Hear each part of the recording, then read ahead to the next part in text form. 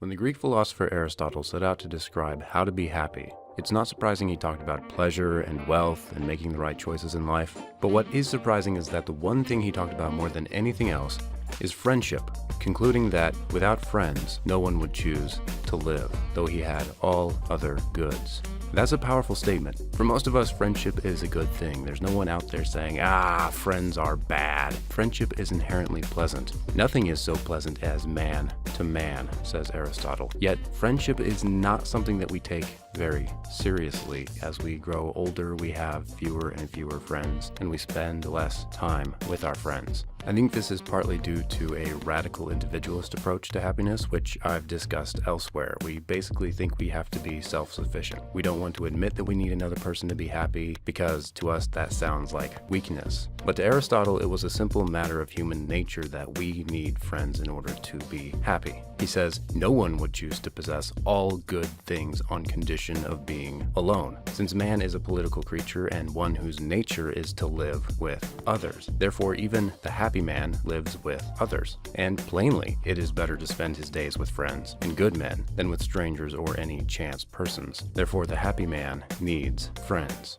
And of course, another reason we don't value friendship is that our culture has shifted value away from friendship and in the direction of romantic relationships. Thanks in no small part to the media, television, and film industry, we look to romantic relationships for fulfillment instead of friendship. And when romantic relationships disappoint us, as they inevitably will, the result is painful breakup after painful breakup or rising divorce rates. They didn't bring us the happiness that we wanted because they weren't meant to, which is something that most people throughout history have understood. Just consider Aristotle, who, living as he did thousands of years before the romantic comedy, thought friendship was more important to happiness than marriage or erotic love. Times have changed.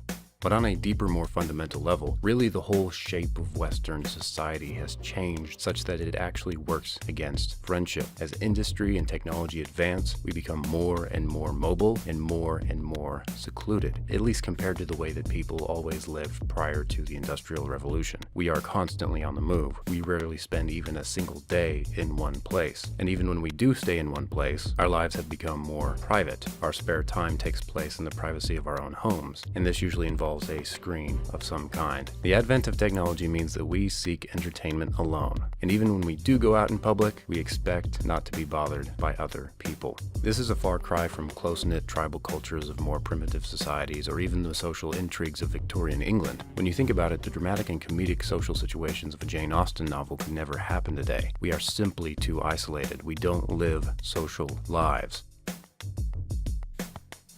And that spells trouble for friendship, since for Aristotle, friendship really boils down to one thing: time spent with people.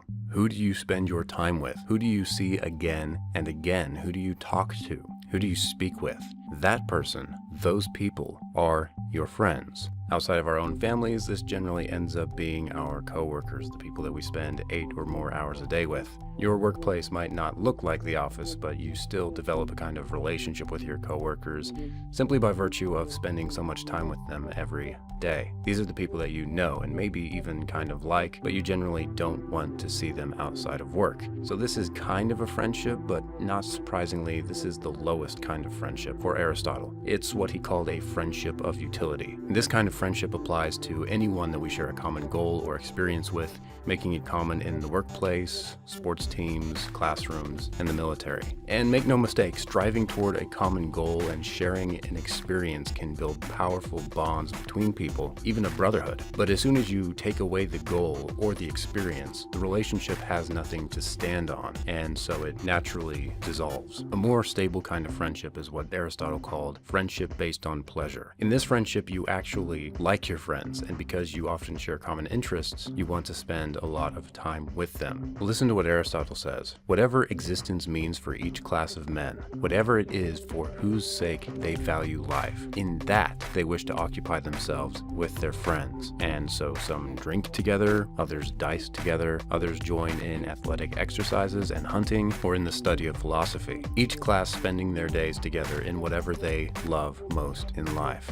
For since they wish to live live with their friends, they do and share in those things as far as they can.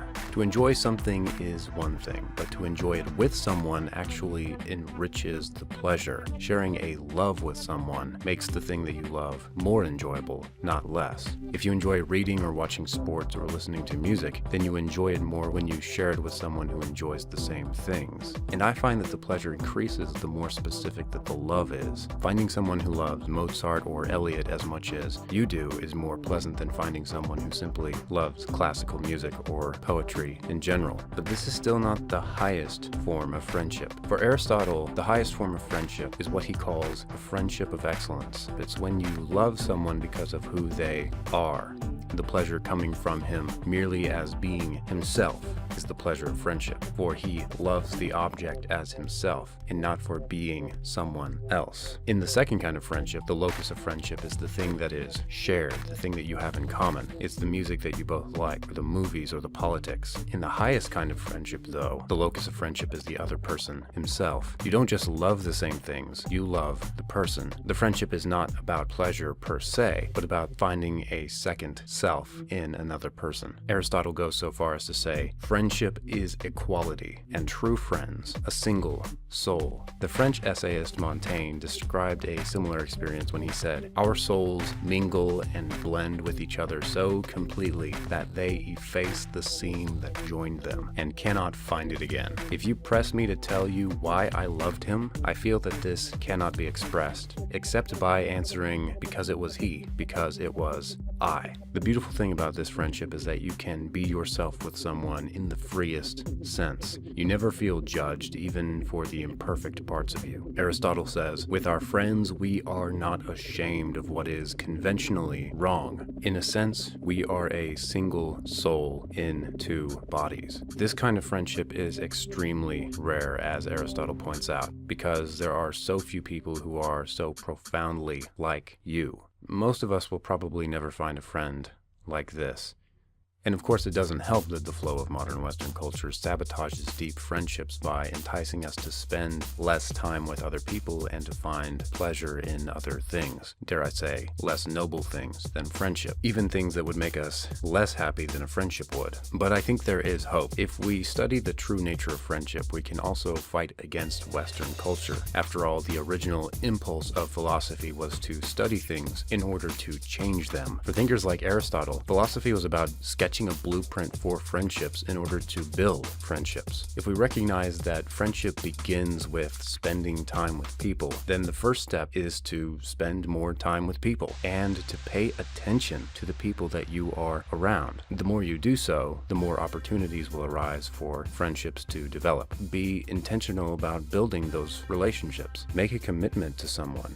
I don't want to pretend that friendship is something that we can force or create through willpower. In a sense, friendships are not something that we do. They are something that happen to us. We can't force them. The ancient Greeks had a common saying, "God himself makes people friends by drawing them together." We feel like it's God or fate or chance that makes us friends. But even if it feels like it's out of our control, we can still put ourselves in the situations where friendships organically arise. And more often than not, I think friendships will arise, because at the end of the day, people want friends. Sometimes they just don't always know that it's friendship that they're looking for. Take, for example, the mass obsession with social media. I think it's really nothing more than our desire to have friends, a desire to listen to people and be listened to. The most successful platforms and YouTube channels and podcasts are essentially friendship simulations. Podcasts are the conversations we wish we were a part of. Vlogs invite us into the lives of people that we wish we were a part of. They spark an emotion that Aristotle called friendly feeling, which is a very real and very unique emotion we feel toward those who desire the same things as we desire, if it is possible for us both to share them together. The problem with the internet and social media is that we're not really sharing the things that we enjoy. We are left simply watching and wishing that we were a part of other people's lives. If we could only translate our lives out of the illusory world of social media and the internet and into face-to-face relationships, then friendships would spread like wildfire.